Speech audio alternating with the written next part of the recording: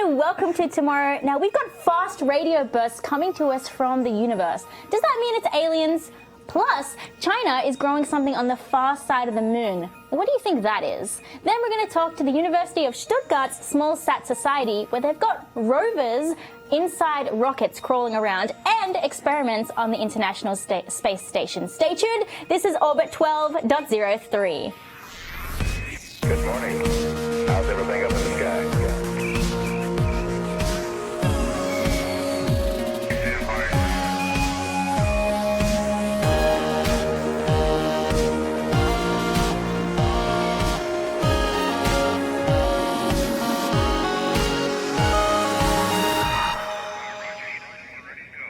And thanks for sticking with us. Now, I want to introduce my beautiful crew here. So we've got Michael Clark, also known as Space Mike. He's our rocket specialist of tomorrow. Then we also have Sarah Vincent, who is a museum guide at the Griffith Observatory. We also have Jade Kim, who works for a startup. John Cena thing. Hey! She's still here. She's still here. And she works for a startup that gets minorities into STEM, which is something I think is really a great goal to have. So. And me, I guess I shouldn't forget myself. My name's Lisa Studjanowski, and I work here at Tomorrow. That's my job. So thank you very much for joining us. Before we get into news today, we just want to throw back to last week, Orbit 12.02. We talked about Starhopper and what's been going on at SpaceX. Now, we got a little bit of information wrong there, and the community did reach out and tell us about that. And so we just simply weren't prepared, and we're going to do better. We're going to make sure that we have our facts straight, or otherwise we're not going to say things as fact when they're not. So we appreciate the community chiming in there, and we will do better next time. Thank you. Definitely, my bad, everyone. Yeah, so let's get into news. Our first one here is fast radio bursts. So I'm going to admit here that I don't really know what they are, and when I think about it, is it alien civilizations sending radio messages to us? Because that's what I think when I think of radio waves. Like, for someone who doesn't know what a fast radio burst is, what are they? No one knows. Isn't that fun? So I'm not alone then. No, you're not alone. So the first fast radio burst was discovered in just 2007 by Parkes Observatory in Australia. Oh, right? And it's just this really, really, really, really distant high-energy radio source. So we weren't sure at the beginning if they were coming from inside. There's so little of the energy left from this distant thing that we weren't sure if it was just interference from Earth. If it was just some random stray signal from Earth. Exactly. Yeah. It's like if you've got, this is background noise, here's your burp, burp, burp, FRB, bloop. You got to look really close to find these because there's so little energy left. So we were like, okay, is it coming from Earth? No. No. After finding other ones, and the really big one was found in 2012. It's got the fancy name of FRB 121102 because number. Yeah, number.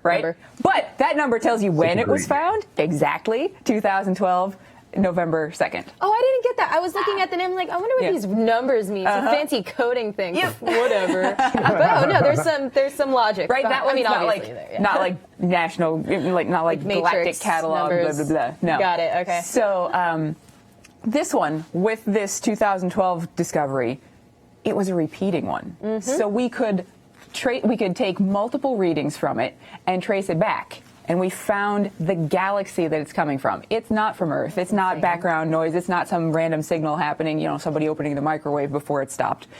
No. How far away? Oh my gosh. FRB 121102 is 3 billion light years away. That's a lot of light years. Its host galaxy is in Auriga. But the really fun thing, the reason it's in the news right now, is because there's a brand new telescope called CHIME, Canada Hydrogen Intensity Mapping Experiment. You didn't even have to look at your notes for that. That's amazing. And so it's this really cool radio telescope that is, it's, as its name implies, it's looking at hydrogen throughout the universe. It's mapping the density of hydrogen everywhere so that we can kind of roll back time and look at the distribution of matter toward the beginning of the universe. Wait, if you're looking for hydrogen, then how do you look at radio signals? It is hydrogen emits energy in radio frequencies. Oh. Oh. Yeah. So as it's losing energy, as it's cooling with the background of the universe, it's releasing energy, and that energy is in radio. Right? So I have a question. Yeah. What's the difference between this and the type of bursts that we see from pulsars? Is that I was going to gamma ask rays? that, yeah. Is it? What, oh, pulsars. So pulsars tend to be. I mean, everything is. I don't want to say not gamma rays. I don't believe that we receive The same gamma type rays from pulsars. There's something else called gamma ray bursters. Those are, again, distant galaxies. Those are the most violent, most high energy things we've ever seen.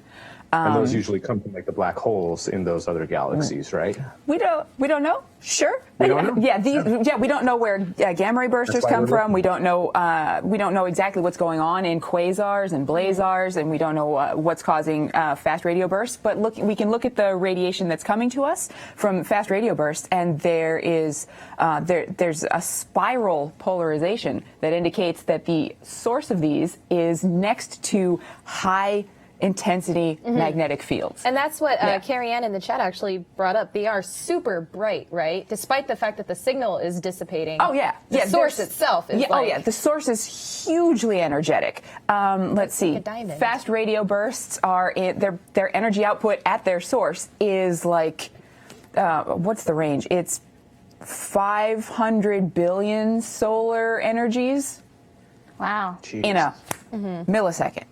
And Right. yeah, exactly. And one more thing that Destructor 1701 in the chat room brought up, in long distance astronomy, there's an important distinction between the frequencies these EM bursts are emitted at and the frequencies they're received at.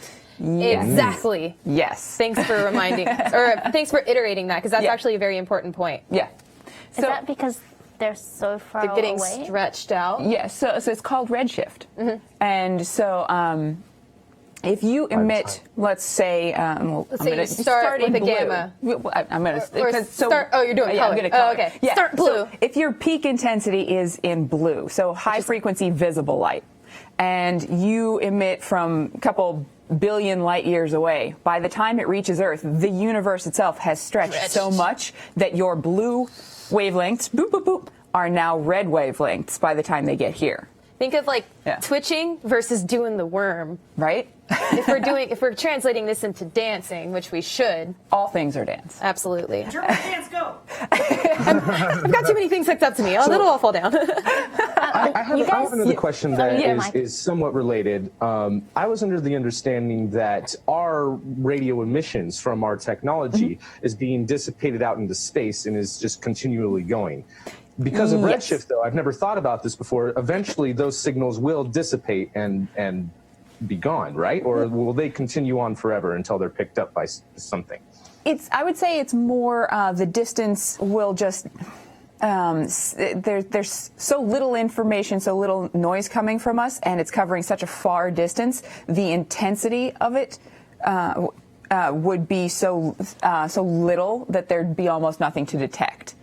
So we're not. The reason we detect these things is they are coming at us in focused beams. We only know that pulsars are there because they're the beam the beam of ionized particle or energy that comes to us. It's focused by the magnetic field of the pulsar, so it's creating this beam that swings past Earth. Like a lighthouse. Exactly. And so it's only when that lighthouse light is swinging past our telescopes that we can detect it.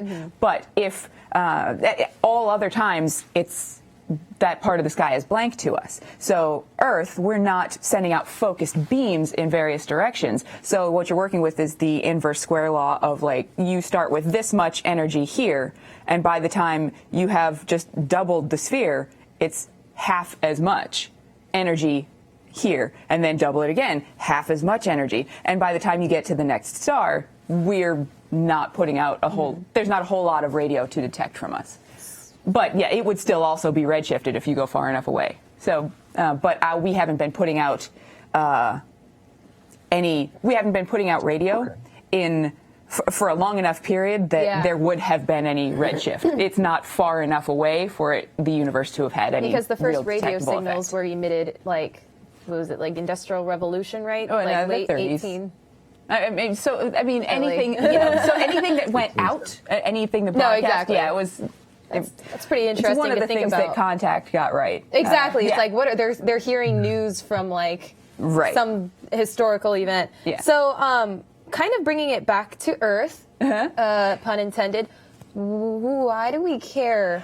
These things are so far away. Yeah. We don't even know for sure where they come from. Yep. Why they're there, and the signal we're receiving is, I mean, it's impressive that our instrumentation and our scientists can pick up on it. Who cares? Why? Oh, well, one, I mean, I don't know about you, but I love knowing, right? And looking at this, when we see this energy coming to us, we learn not just about the source, but we also learn about the stuff in between. Because all of the energy that is coming from these gamma ray bursts and the fast radio bursts and the quasars, it's passing through all of the gas and dust, the entire universe between it and us. So we every little grain of dust in between is leaving information in that signal. So it's kind of like when a kid goes outside, get their shoes dirty, and they come tracking it through the house, Mom's and it's like, I know you were down in that quarry. I can see what you went through. And then from the chat room, Space, okay, I'm going to say Space Yuck, but I know it's Spacey UK. But Space YUK. I'm going to say Space Yuck. They say they actually have a very good metaphor. Detecting Earth's emissions is like trying to hear somebody else's headphones at a rock concert. Yep. And that's a very good point. Yeah. I'm just amazed that we have the ability to look at a signal full of noise like this, and the actual signal we're looking at is only this big compared to the rest of it. There just must be an enormous amount of computing power that goes into that. Absolutely. Chime is kind of an amazing instrument. It's got it's kind of a novel design. Most radio telescopes are parabolas. You see the Goldstone dishes and Arecibo. It's this big dish in a valley in Puerto Rico.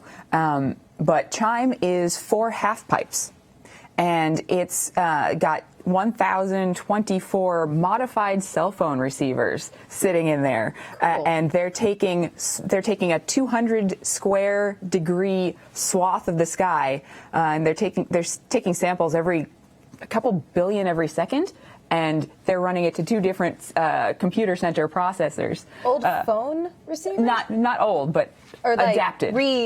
Talk about repurposed. upcycling. Yeah, I don't know that they're old. I don't know that they're used. Or like, you know what I mean. Just put the image in my mind of somebody ruining the data by going skateboarding on this thing. Oh my god. Oh man, she did say half pipe. I did say half pipe. Shred the gnar. Destroy the I feel evidence. like there's 2 important things to this. Either one, we learn more about the universe and stellar formations and phenomena like that, or 2, on the very, very, very rare chance that this is some sort of intelligence, we all hope that whenever we see signals like this, like the WOW signal that was in Pegasus constellation, we all hope that this could be aliens, that it's it was detection just Owen of another Wilson the whole time.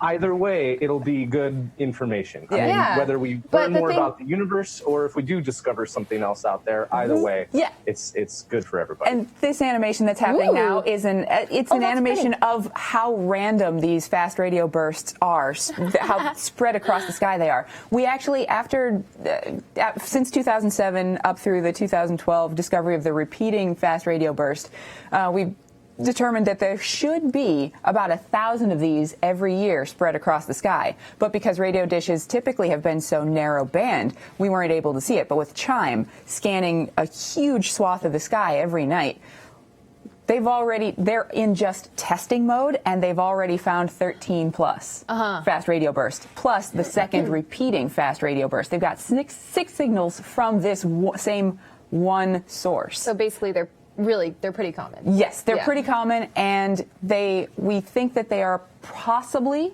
deaths of stars. So neutron stars forming, getting black hole, getting absorbed into, accreted into black holes, some extremely violent, destructive event. And the thing about it potentially coming from a life source, well then, if what we think is correct in that it's coming from something very violent, like a magnetar or like something like a neutron star, then by definition alone, there would be no life anywhere near that source because it'd be sterilized. That's a really good point. Those Not things that we are know. So violence. basically, it's not aliens. It's not is what I'm aliens. getting from this. Yes. It's not aliens. Get over it. Yep, it So- is not so- aliens, but it is far more information about our universe. Chime is a new design. It's helping us pick up so much more of these than ever before. We've got new ones that are repeating, and it's not aliens. That's what I'm getting out of this. Exactly. And then I'm Astro. not saying it's science. What? There you go. We're And not then saying it's aliens, it's science. It is science. aliens would be science, Mike. True. Kidding. Astro_is in the chat room says Chime only covers a portion of the northern hemisphere, and that's actually a good point. So there's this many signals coming from just like a small, not a small, but like a not even the entire Right. sky. Right. You know, for instance, that's pretty. Yeah. That's important thing to take into mind. All right, so we're going to go from Chime over to China now. Ooh, look at you. Yeah, that was terrible. Proud of you. Before we great. get into this story, last week we also talked about Chang'e.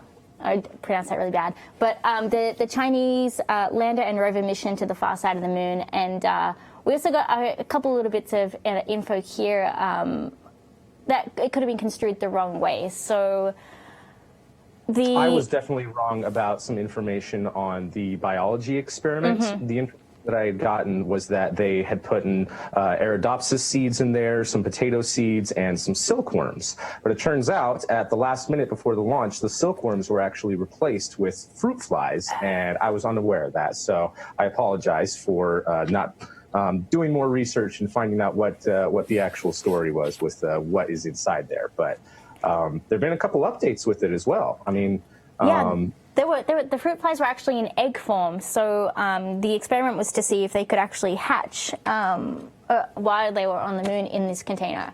And to be like I guess to clarify here, like the biological experiment, it wasn't just like exposed to the moon, like it was in a sealed container, Like a biodome, but in a container. yeah, but like really tiny. It was like very small to fit on the rover. And so, yeah, I mean, they had the yeast, they had the cotton plant, which did actually sprout. And they had some pictures of the cotton plant sprouting. A couple of images that were on Twitter seemed to show like the cotton plant was like, like quite big, quite sprouted with a few leaves on it. Some of those images were from the controlled part of the experiment back on Earth, the one that, you compare to, because in science you always want something to compare to. Like, it's all well and good to go and grow something on the moon, but if you don't have something on Earth to look at, to compare it, you're not going to learn whether the lunar radiation environment was affecting how that plant grows. So, yeah, there was images on Twitter with lots of leaves on the plant, and then one image on Twitter where... there was like, you could see the plant, it was growing and it was like kind of green, but it was real tiny. And that's the one that's actually from the container on the moon. So It's really cool. And is the container still? Is it heated? Does it have some sort of life support, or is it? So it wasn't heated. But we talked last week, I think, Mike. It's pressurized, though. So it's was pressurized. pressurized. It does have an atmosphere inside of this container. Right, but it's as that part of the moon goes into shadow. Yeah. It's not. And these experiments were actually on the lander, not the rover, which I think we may have alluded to last week as Gotcha. well. And the lander itself actually has an RTG, a radioisotope thermal generator, that keeps it powered and keeps it heated. But the aim of the experiment wasn't to keep this stuff growing indefinitely. Like, it was planned that the experiments were going to go into this cold phase and they died. So the yeast, the fruit flies, the plant, and I believe they had other seeds as well. Rapeseed and Arabidopsis plant seeds are no longer alive. Yeah, I was going to say Miko1 or MECO1 in the chat room actually mentioned cotton plant now dead in lunar night. That's a very sad. That's probably one of the saddest things I've read in this chat room all morning. There was a thing on Twitter that got raised. Someone was like, it's all well and good to grow your container of plants and stuff and your fruit flies on the moon, but like, why should we care? We already do this on the International Space Station, growing plants in controlled environments in space. La la la, like, go China, but we've already been doing it. And I think that attitude was really kind of not cool. Because Not cool, Twitter. they were trying to say that what China has done is no more important than what we've been doing in the ISS for years. But hang on a minute. Is China allowed to participate in the ISS? No. So I think good on China for doing this because, yeah, they're not on the surface of the moon and they're not growing in lunar regolith, but they're still showing us that they can get something to the moon. They can keep those biology samples alive for a particular amount of time, and they're exposing it to the radiation environments on the far side of the moon, which is something that we don't seem to have a lot of information about. And actually, there's some international experiments on the Chinese lunar lander that is measuring these radiation environments as well as the biology as well. So, right. And those are international partnerships, if I'm correct. Yep. One from Germany. Actually, it's on my notes. We have the lunar lander neutrons and dosimetry installed on the lander, and that was from Germany. And then we have the Advanced Small Analyzer for Neutrals, or ASAN, on the rover, which is looking at energy neutral atoms and positive ions to look at the kind of radiation environment around the lander as it explores the environment on the moon. So there's some really cool science being done on this rover. Yeah, and then Astro YYZ, thank you for correcting me, by the way, I saw that. They ask in the chat room, how can anything germinate at ambient moon temps? And didn't you mention that basically it's like it's a controlled environment within the container itself? Yeah, so they are right. You know, plants don't germinate at super freezing cold temperatures. I mean, a lot of seeds actually do need thermal shock in order to germinate. So, I learned that garlic is really good at this because apparently if you put garlic in the fridge and then you take it out of the fridge, it thinks it's time to grow because it's the same change in season. And I should know this. I used to work in a garlic farm. But You worked on a garlic farm? that's an after dark story. That sounds delicious. You must have smelled amazing. Yeah. Sorry, go ahead. So, in nature, the transition from cold temperatures of winter to spring is what signals a lot of plants to start to grow. And so that cold is important, but it needs to come up to that warmer temperature in order for the plants to know, okay, it's time to grow now. So they would have had to heat the container, at least at some point, to start off the germination process. We know that eventually it went cold again, and that's why everything died, but they had to keep it warm enough. If there wasn't some heat in there. Exactly. Yeah. So, Well, they have an RTG. so they've got a source of heat. Right. Okay. They might have just gotten heat from that. We don't know. Yeah. However, I feel like the whole thing, though, with the whole biology experiment, I mean, it seems like almost an insignificant experiment that probably, I don't know, but it seems like it was probably thrown on last minute because they had a little bit of extra mass that they could have taken some instruments. And with the whole partnership with Germany and having all of these different instruments that are different from the Chang'e 3 instruments, the whole purpose of this biology experiment is just a small step. Since we have the extra payload, let's do an experiment to move forward towards our human spaceflight program. And for China, their whole plan is to build an outpost on the moon. And so they want to be able to make sure that they can have crews be able to stay there. And we already know that we can do that. I mean, there's some data that they have, and they've gotten a lot of data from the Russians about like the Mir space station and things like that. And of course, they've been doing everything with their Tiangong space station. So they know how to keep people alive in pressurized environments, but they want to make sure that they can actually grow food at their lunar base as well. So why not do as many experiments as you can on the path of getting there? And so I feel like a lot of people kind of missed the point of why they even threw on this biology experiment, to get that data. So can we start doing that data now for this small experiment before we spend a couple of $1 billion or a couple of billion yuan trying to set up the base and try to grow plants and have them fail for whatever reason? We don't know. So I think that it's a really cool thing that they're doing. And I certainly hope that internationally we will all cooperate and go back to the moon. Yeah, and in the chat room, Green Jim LL brings up a good point. In terms if you were looking for like the relevance of this, I guess, not that I think it needs to be proven, but they said, and they are in the zone between Earth gravity and microgravity on the ISS.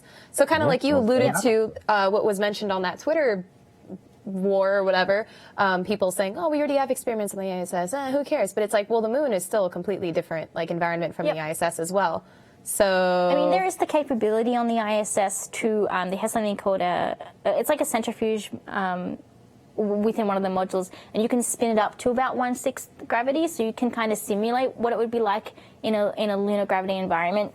But you know, you can do that, artificially, but actually growing it in that environment, I think it is more, more realistic of what, the knowledge you can get out of that. Yeah. So. And then I guess, so in terms of the fate of the fruit flies, Milan Usk in the chat room actually mentions 2 flies survived. The mutations will lead to the downfall of humanity. First of all. And secondly, really 2 of them survived? I had no idea. Back to what point? Are they still alive, Milan? All right, community, we need you to go and clarify. Are these flies still alive, and are they going to kill us when we eventually start our lunar colony? Are they going to, infest our habitats? Or did they just survive the longest and then they died their natural fruit fly death? Yeah. I don't know what the lifespan of a fruit fly is. It can't be that long. It's too. Their I think it's their 2 entire weeks. life cycle is about 2 or 3 Oh, weeks. We sorry. just grow them in My barrels. bad. Milan Usk was kidding. I really there you wish. go. You know how gullible we are on this set? You know how serious we take you guys? We just really, we put that trust in our community. I think that's where that comes from. And now that trust is gone. I think Mikey had a really good point about spurring international corporations. So the second international experiment, they had the ASAN experiment. That was actually provided by Sweden. And then they have another experiment from collaborating with the Netherlands that is actually just a low-frequency radio experiment that's not on the lander or the rover. It was on the relay satellite. It's on the right? relay satellite. So, hopefully this can bring China collaborating with different countries in Europe and get that going so that we can have these lunar colonies that we want. And like you mentioned, having that first experiment as a base to go from is great, and moving towards actually being able to grow plants in the lunar environment. But I will say that there is a very huge step between creating an environment in which seeds can germinate and live for a couple days and then die, and actually getting the plants all the way to where they produce, a yield that we can actually eat. So I think there's a long way to go, but I think this is a great first step. Absolutely. Yeah. All right. On that, we are going to go into taking a quick break. But before we do, we're going to thank our patrons that make this possible. So thank you to our Escape Velocity patrons who contribute $10 or more per episode. You make this show happen, and we honestly couldn't do this without you. But we also have our orbital subscribers who contribute $5 or more per episode. And again, thank you so much, because you make this show go and you make this show happen. And so you make things happen like the New Year's live stream that we got to do, and all the different kind of events that we're going to have this year. Launch Minute is back. If you haven't seen Launch Minute, go check it out. It's in its own video. And yeah, so we're going to take a quick break, and when we come back, we're going to have the University of Stuttgart talking to us about their small-sat society. Stay tuned. We'll be right back. Look into her face, determination in her eyes. She won't give up or quit or fall for little fashion lies. Filled with awesome expectation, this girl's a fascination. And nothing in her way will keep her from her destination. 'Cause she's fire walking, she's fire walking. When it's hot, she keeps on moving, through the heat keeps on improving. Yeah, she's fire walking, she's fire walking to be free. Okay. All right, thanks for sticking with us. Now, before we do get into our interview, I just want to say 2 things here. There is a Delta IV heavy launch happening in approximately 30 minutes' time. I don't know if we're going to stop the show to go to that, but that would be cool. Maybe we'll have, I'm Carrie Ann's shaking her I'm head. getting a no from Carrie Ann, so I guess we are not going to co-watch that with you. But you may have also noticed that the Delta IV heavy description in the calendar, it doesn't actually have words there. It has hex code. And then so I brought in a comment from the Stray Eagle, who actually translated what that is. So the Stray Eagle says that the hex code on the NROL 71 launch calendar reads, classified payload for the U.S. National Reconnaissance Office. That is the most subtle Easter egg I've ever seen in the whole show, but that's amazing. All right, let's get straight into our interview. So I want to introduce Martin Seedorf and Martin Zietz from the University of Stuttgart Small Sat Society, which we will refer to as KSat from now on. So thank you very much for joining us. Hello, nice to be here. Awesome. Yeah, thanks for having us. Yeah, no worries. And you guys actually watched the show, which I think is pretty awesome. So thank you for 1, watching, and 2, coming on to join us. Thanks. The first thing I want to ask is, how did both of you, why did both of you even join a small sat society at your university? Well, to be completely correct, I didn't just join, I just founded it. So Created it. No, it's we both study aerospace engineering, and the study is mostly theoretically. So we said, we want to do a little more hands-on, like doing projects, get a little to know how the phase work of space projects are working. And so we said, we make a society, a small society, we make projects, and that's, for me, the reason. I believe for you it's the same. No, for me, I was a space geek for like a couple of years now, and I was always kind of frustrated that I couldn't really do anything in space yet. I mean, I could play Kerbal Space Program and stuff, but that's not, real space flight. And when I came here at the University of Stuttgart, I saw KSat, and then I thought, now I can do real space flight. So that's great. That's awesome. And so I guess there's a few different projects that people can get involved with at your small sat society. I've had a brief read on all of them, but there are just so many. Do you guys have a favorite project that you're working on? I guess we'll start with your favorites and kind of work around, because my favorite is the project where you have a robot that's crawling around inside rockets. That's what I got out of that. But I mean, is that correct?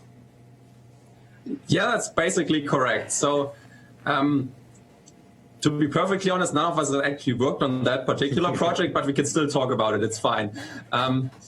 So the robot crawling on the inside of the rocket is a technology demonstrator for a robot that could later crawl on the outside of a rocket.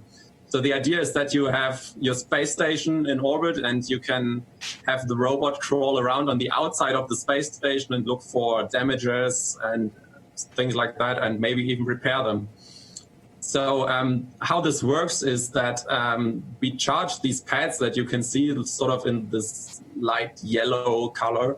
So we charge those electrically, and that makes them stick to a metal surface, so it doesn't fall off in microgravity. It's the system it's kind of like the same mechanism. If you say you have a balloon, rub it on your head, and then stick it to the wall. That's the mechanism that makes this rover stick to the ground. And in here it's just a little insight of how it's going to look like.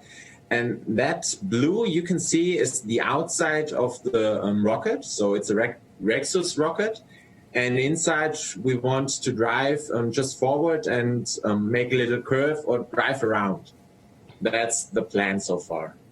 Yeah. And actually, and actually, our chat room is going crazy for that. So Jan_Nauber from YouTube says, robot crawlers on a rocket? Hell yeah! And also from Chris Tataku B on YouTube, now that's a vision for the future. So it looks like our audience is pretty on board with this particular sat. So that's pretty amazing. In case you needed that validation, which I'm sure you probably did. But there it is. That's nice to know. Absolutely. And So go ahead, Mike. Why though? Why have this robot? Like, what is it that you're looking for? Obviously, it seems to me like there's more work that it could potentially do on the inside of a rocket tank rather than the outside. But what's its purpose? Oh, we haven't really thought about the inside. That's an interesting idea. But the idea is that you don't have to send out an astronaut to inspect the damage or repair something. You can just have this robot crawl around on the outside of your space station and then have it look for damages. And you don't have all the troubles associated with doing a spacewalk, So you don't have to put anyone in danger. It's much easier. It's also a lot smaller, so it can crawl around easier. It's just easier, I guess, to have the robot go out. I think we needed one of those when, on the ISS, the Russian astronauts were like hammering into the Soyuz vehicle. We could have used this robot for that. So how are you guys going in testing? How's that project coming along? Right now, we had a launch last year in March, as far as I remember. But the rocket had, how was it officially called? An off-nominal flight. An off-nominal flight, yeah. So we didn't really came to microgravity, so we couldn't test it. But we already supplied for next mission, and we're up for that and preparing a redesign and improvement. So we should probably explain how these flights work. So the way this works is the German Aerospace Center and ESA and who else? The Swedish Space Corporation. I think it's called Corporation. Yeah. Yeah. Let's just say the Swedish Space Corporation, SSC. So they are providing these rockets. I think they are old refurbished ICBMs, and they give out a competition for student teams like us to apply and propose experiments to fly on these rockets, and then the teams can build those experiments and then go to Sweden to launch the rocket, and then it goes to 90 kilometers, and then they can test their payloads in microgravity and vacuum. Yeah. So it's a great program, and so Roach was already on the previous cycle of this program, and now, unfortunately, that rocket failed. So now we are and we're getting ready for a launch in March next year. Cool. That's awesome. Very interesting. Can you still hear us? Yeah. Your internet's a little sketchy, but that's okay. We'll work with it. You're good. You're good. So that's unfortunate that that suborbital rocket didn't quite do what you needed. But I would love, personally, to see one of your test robots on something like a New Shepard capsule on one of their kind of suborbital flights, and just to see, like, what do they call that mannequin Skywalker? And your Roach robot, like, crawling around inside while mannequin Skywalker's floating in microgravity. I think that'd be such a cool thing to see on camera. And I mean, I don't know if we know anyone that can hook you up, but that would be really cool. That'd be absolutely awesome.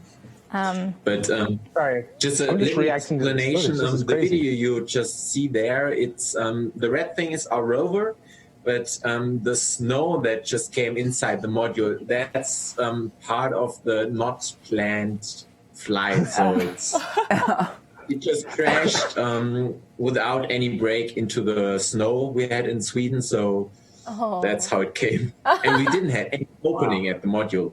So I mean, even when things fail, like, things fail a lot in spaceflight, but usually sometimes we learn more from our failures than we do from our successes. So were you guys able to get any data out of that flight at all, or was that just a complete, write it off because you didn't go to microgravity kind of thing? We learned we could have been way more prepared for everything, but really knowledge we did not gain. We just said, yeah, we had the time, so we make a little, we make a new design step. That was basically the big advance of it. Just little explanation to this video. That's the Rexus launch we had before the Roach project. And that's Mecha 2 RX. And right there you can see we're going to shoot out a small capsule. And that's a pre-processor mission for a re-entry capsule. But that's a complete other project. Wow, you guys are working on the re-entry capsule? That's awesome. Yeah, that's what you see right now is the first project we did as KSat. Wow. So I think I just realized I was pronouncing KSat wrong. Where's that launch site in Sweden? Kiruna. It's quite the northest place you can be. Okay. So let's come back around to one of your other projects. You guys have something on the International Space Station at the moment, the PAPEL experiment. Can you tell us a little bit about what that experiment actually does and why you guys decided to put something on the International Space Station? Because it's cool. I mean, International Space Station, I mean, you can have an experiment there. Of course we do it, or we try to get in there. It was a little contest called out from NanoRex and DreamUp from USA and the German Aerospace Center, the GDR. and they provided 3 groups of students to have experiments in 1.5 units size. So it's 15 by 10 by 10 centimeters, big CubeSat, and it will go with the mission of Alexander Gerst to the ISS. So right here you can see Alexander Gerst with, I believe the middle one was our cube. And we said, I think it's the right one, actually. the right one? I think the middle is Axis. It's number 76, but I can't see right now. So yeah, it was. We said we want to make a pump, but not a normal pump. We said we take a ferrofluid, which is a fluid enhanced with magnetic iron particles, and if you add a magnet, you can form the ferrofluid, and if you turn another magnet on above, it will move over the ferrofluid. And by this, we had a complete array, and then towed the ferrofluid just by turning it off and on, I mean the electromagnetics, just to walk around. And that's also a technology demonstrator for a pump, which has no moving parts, which is for us the big thing we say that's quite useful. If it comes to repairing stuff on ISS, for example, you just would have to refill the ferrofluid in order to repair it, or you don't have to switch out any bands or something that you have on a normal pump or something. So right there you can see we had 2 experiment areas, and that's really, really tiny. So we had 2 tanks, 2 experiment areas. We only had the chance to only test 1 experiment area, but we had awesome videos. I mean, you probably can show them later. And we made it. It's moving around the ferrofluid. I think this is one of my favorite videos that you guys sent us. So this is actual footage from the International Space Station. Oh. Below these circles are electromagnets, and you can see we're turning each on and off, and thereby just move the black ferrofluid. So does this pump only work with ferrofluid then? And if so, what kind of applications are there? Like, is ferrofluid good at carrying heat? Like, could this be used in like a heat pump system, or what kind of uses do you guys imagine this having? Heat is also a good idea. To be honest, I think the idea is that you can move another fluid or solid particles between drops of the ferrofluid. So the ferrofluid is quite oily, actually, so something like water wouldn't really mix with it. So you could move water between, you could enclose a drop of water between 2 drops of ferrofluid and then move it along. And the experimental area 2, the other part that unfortunately we couldn't test, that there the idea was to inject little tiny plastic balls into the track, and then you could move those around with the ferrofluid, and that's basically the idea. Also, you can, if you have a small pipe where it's all going through the ferrofluid, you can also push air through it. So that's an opportunity as well. And heat would be another way.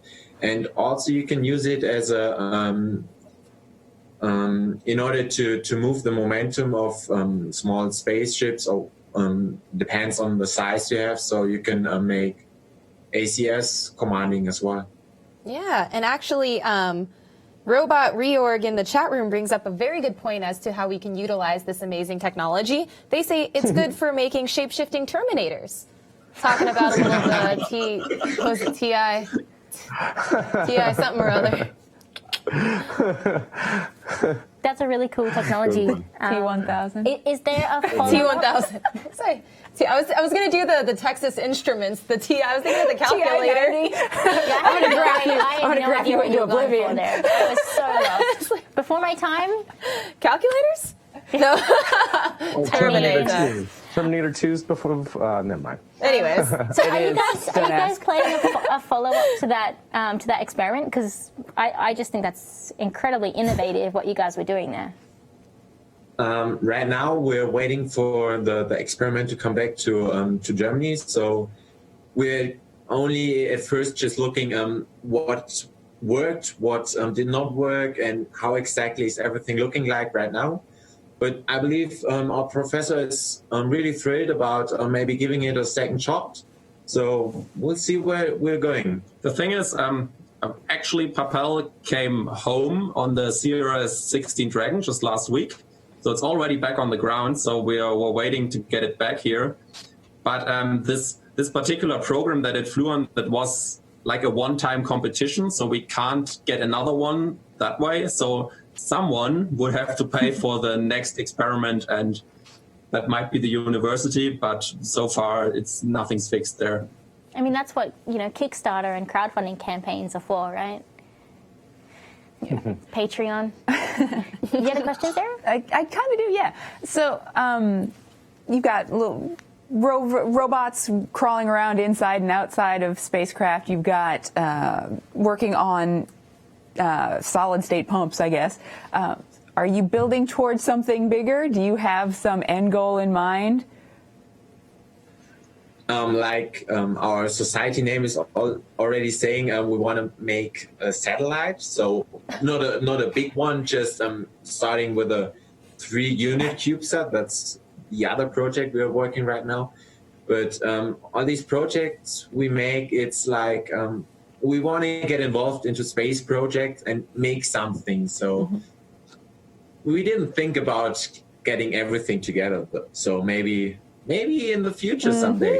So what you can see there is currently our biggest ongoing project, that is SOURCE, the Stuttgart-operated University Research CubeSat for Education and Evaluation. Definitely a backronym. Well played. So that's a 3-unit CubeSat that's slated to launch in about 2020. So we are working really actively on that, and it's like over 60 people on that team right now. Wow. Yeah, it's really big. And what instruments are or will be on that? So there's a lot of stuff on there. So we have a camera, so you can sort of see this origami-like structure at the bottom there. That's the baffle for the camera that prevents light from the side hitting the camera. So there's a camera in there that we are testing for the institute here, if it works in space, if it can take good pictures, if it gets destroyed by radiation or anything. Then there's a lot of other technology demonstrator payloads from different industry partners that just want to see if there are components that probably weren't specifically designed for spaceflight if they work in orbit. Then we also have atmospheric measurements. So at the front there are so-called FIPEX sensors, also developed by the institute here, that measure atomic oxygen content in the upper atmosphere. Did I miss anything? And we're trying to use the camera, which you see right now, not only for making footage of Earth, but also try to use it as a star tracker. So that's another part payload we're using. So, and of course, the sensors already said we try to use them during the re-entry. So the re-entry part is a big mission step. So it's not only the demise part; we plan it, we need it. I mean, it's probably the hours before the re-entry. During the actual re-entry, we probably won't be able to do much. But sort of interesting is like 200 kilometers and downwards. So it's a bit of time, but it's definitely towards the end of the mission. That's cool. Anything going on in the Here's chat a room, Jake? 3-unit just for scale. This is a scale model of a 3-unit CubeSat, so not very big, just a tiny little thing. But yeah, you can do a lot with these CubeSats. yeah, absolutely. Yeah, it's actually a big challenge fitting all of the stuff in this small area. Yeah. And we actually, where'd you go? Yeah. So in the chat room, Green Jim LL brings up COTS tech suitable for space applications will be a big cost saver.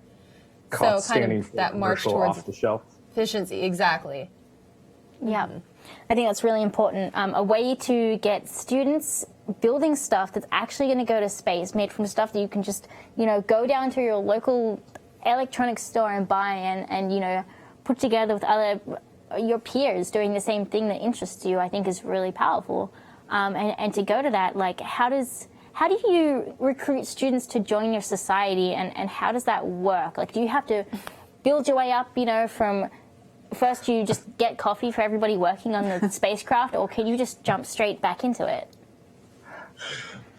We go around at the university in the first semester of a new year, especially winter semester, and just present ourselves and say, yeah, hi, we're students, we do this and that, and you want to join. And that's how it's working. I mean, we don't get anything. I mean, we don't get paid. We just get a little, we get a lot of information, actually. And we like to participate. That's, I mean... Yeah, you can get some really amazing experience working on a project. I mean, I'm in my third semester now, so I've been studying for not even 1.5 years now, and already I can work on a satellite. So that's really practical knowledge that's really helpful, and it appeals to a lot of people to put stuff into space, and I can understand why. It's just awesome. I feel like the pitch of just saying, hey, you want to build a spacecraft? I mean, just that stands on its own right there. Heck yeah, I want to build a spaceship. Let's do it. You yeah, guys, exactly. You That's guys how it works. mentioned having amazing experiences through this program. So I want to ask each of you, can you give us your #1 absolute highlight moment that you've had by having this ability to work on your own space experiments and space missions? For me, actually, it's quite a tough one because I've been to a couple of projects right now. So just seeing your project getting launched, I'd say, is really, really the top of it, because you'll be standing there at the launch site and say, yeah, it's I spent a lot of time into that project, and I didn't sleep quite much for just getting it ready in time. And you see the rocket is launching, and it's still not there's no proof that it's going to be up in space. But yeah, that's kind of like the best part, even, yeah, almost better than just having it working. It's all about the journey, as they say. And Yeah, absolutely. Upcycle Electronics on YouTube has a good question. They're asking, where do you guys source hardware and parts for projects like this? Good question. It's most of it, it's just sponsoring. So we just say, hey, company, we've seen your part. We're going to do this and that project. You want to sponsor us? You want to maybe give us a spare part or example? And that's one way. The other way is just asking for money, or in the worst case, we just have to buy it. Exactly. But that's for projects like for programs like the Rexus program or the Überflieger, where Papel went to the ISS with, usually there's some grant money attached to this to winning this competition that you can put your stuff into space. So you get a bit of money there that you can use to buy stuff as well. Yeah, and you actually, so you mentioned you had industry experiments on on one of your crafts. Does that mean that you can partner with different like corporations or different industry partners, and then they can provide some sort of funding? Yeah, that as well. I'm not sure how much I'm allowed to talk I was about going to that say, right now. feel free to be like, shut up, Jade. You're not allowed to talk about that. But yeah, they're providing parts and also a little bit of money, I believe. Cool. But mainly they provide us with parts because that's easier for them to give to us. Cool. Martin Zietz, we didn't hear your most exciting moment that you've had with your programs. I'd also say it was the only sort of launch I participated in so far. So we have what we call the KSat challenge. That's sort of a little challenge for first semesters where they can sort of learn in an easy way how projects work. So we had to design, there you can see it. That's the size of a Coke can, the part in the middle. So it's tiny, and the challenge was to, it's dropped out of a drone, and then the challenge is to land it as gently as possible without using a parachute. So it's just a little program to get you started to sort of know how stuff works here at KSat. And the launch of that, seeing the launch of it and then seeing it deploy and work and just come down gently, and then afterwards seeing the data from it, that was awesome. And you can see us cheering if you in just a bit. It's going to go on for another 30 seconds or so, the video. So as soon as the KSat is dropped from the drone and we can see that the foils that decelerated are out and that it's decelerating, so our deployment mechanism worked, we were just super happy about that. And there you can see me cheering. So yeah, that was a great experience.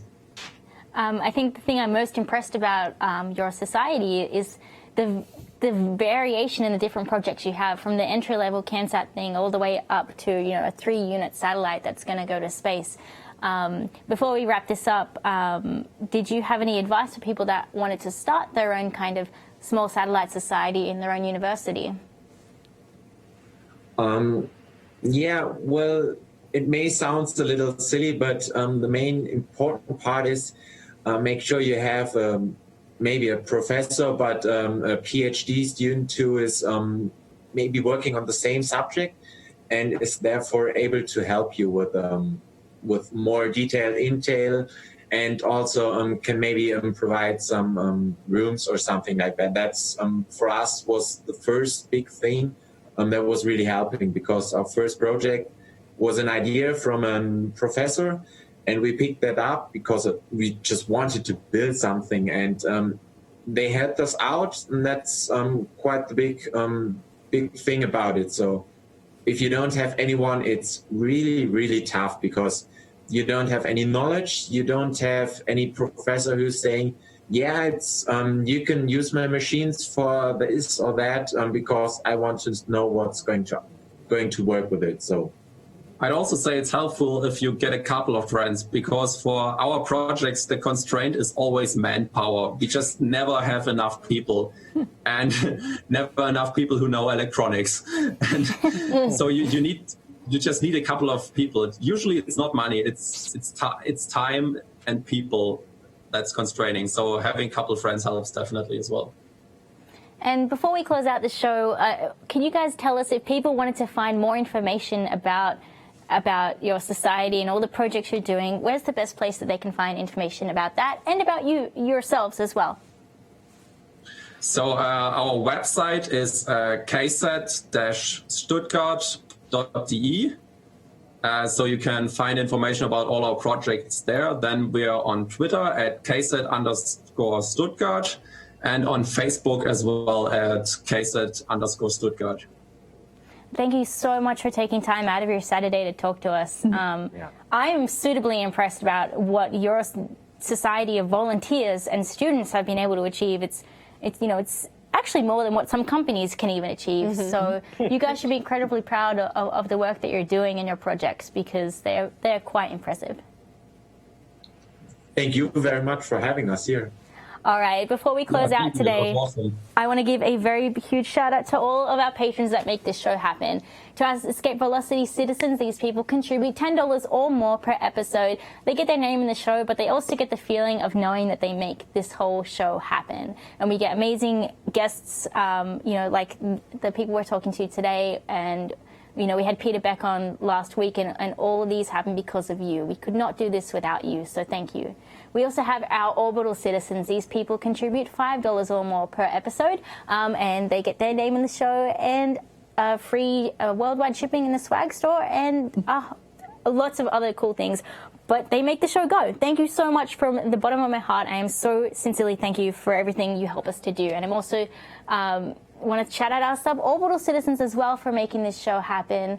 We couldn't do New Year's Eve live streams. We couldn't do everything without you guys making a mess of this. And we also have our ground support support citizens, but really what I was doing is killing time because there's so many names on this slate now that I have to just keep saying words so that you have enough time to go get a Sharpie and circle your name on the screen and then get some rubbing alcohol and wipe that off your TV screen because you don't want to ruin it. Hopefully I've stalled enough time now. If you would like to contribute to the shows of tomorrow, head on over to patreon.com/TMRO.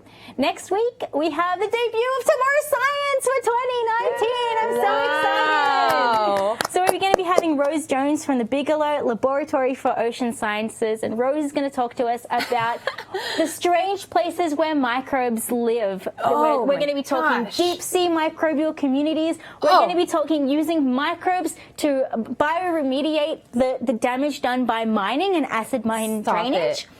It's going to be, you can tell I'm like really excited about this because, we do have a space episode next week too. Stay tuned on Twitter to find out. We do have a space episode, but science. Stay tuned on Twitter to find out who our space guest will be if we have one. And science will be at 20:30 UTC next week. So make sure you tune into that as well. But for now, that's it for tomorrow, and we'll see you next time. See you later. Bye. Thanks for stopping by.